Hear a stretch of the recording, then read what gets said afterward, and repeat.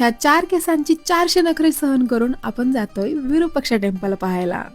पण त्याआधी हॉस्पिटलला उतरून रिक्षामध्ये बसून आता आम्ही निघालोय हम्पीकडे. फक्त 13 किलोमीटर आणि त्यानंतर हजारो वर्षांचा इतिहास डोळ्यासमोर असणार आहे. मी ऑलरेडी खूप जास्त एक्सायटेड होते. तिथे गेल्यावरती असे थांबून मस्त रूम्स घेतल्या आणि फटाफट रेडी होऊन आधी जेवणावरती ताव मारायचे, कारण हजारो वर्षांचा इतिहास दिसेल तेव्हा दिसेल. मात्र पोटात भुकेने इतका मोठा खड्डा पडलाय की आता मी त्यामध्ये सामावून जाईल की काय असं वाटायला लागले.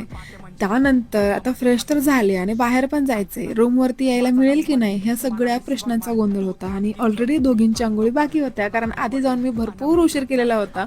त्यामुळं त्या बिचाऱ्यांना आवरायला थोडासा उशीर झाला होता. आणि मीच आणलेला सनस्क्रीन, त्यामध्ये टिंटेड सनस्क्रीन, ही सनस्क्रीन ती सनस्क्रीन अशा 2-3 एकत्र टाकून हे पुरं झालं नाही की काय काय माहिती. तिचं कन्सिलर यामध्ये मिक्स करून मी ते सगळं चेहऱ्यावरती एकत्र लावते. I don't know why, but मी लावते.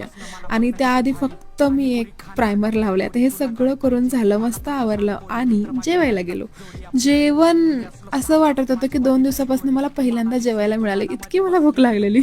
सो फटाफट फटाफट फटाफट जेवण केलंय आणि हे सगळं करून आम्ही परत रूमवरती आलोय, कारण बाकी कुणाचंच काहीच आवरलेलं नव्हतं.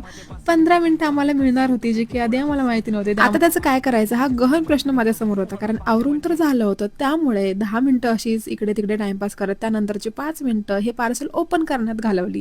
चलग सखेकडनं हे आम्हाला छान क्यूटचं गिफ्ट मिळालं. त्यातली बॅग जी आहे ती मला पर्सनली खूप आवडली. ती अजूनही, म्हणजे ट्रिप संपून खूप दिवस झाले तरीही ती अजून यूजमध्ये आहे बरं का. त्यानंतर सोनल आणि तिच्या टीमने आम्हाला मस्त इतिहास सांगितला विरूपाक्षाचा आणि आम्ही तिकडे जातोय आता. Stay tune.